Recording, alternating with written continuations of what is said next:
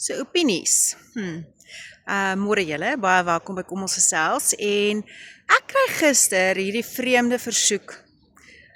Iemand lewer kommentaar op een van my vorige video's en vra, wat is my opinie oor vroue in die NG Kerk? In die eerste plek gaan ek nie geloof en godsdienst bespreek op my video's nie.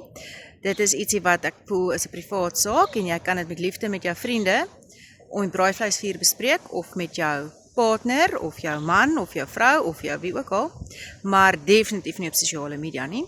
En in die tweede plek, wat maak dit saak wat my opinie is vir ander mense daar buite of vir enigiemand anderser? En toe dink ek sommer net daaroor. Ons is almal baie vinnig en geneig om opinies uit te spreek nog voordat ons die hele storie ken. Ek het na die dag vir 'n groep kinders met wie ek gewerk het gesê, almal het 'n deurskynende rugsak op hulle rug en ons weet nie wat is als in daardie rugsak nie. En dis presies vir my op toepassing van opinies lewer. Ons is baie vinnig om opinie te lewer, amper om te judge, soos die tieners sê, en dan weet ons nie die hele storie nie.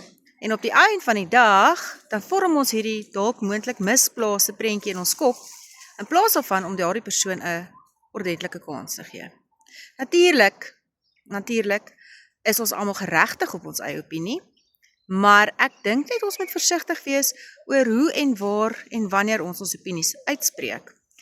Maak dit iemand seer of is dit besig om iemand op te bou? Ek weet nie, wat dink julle?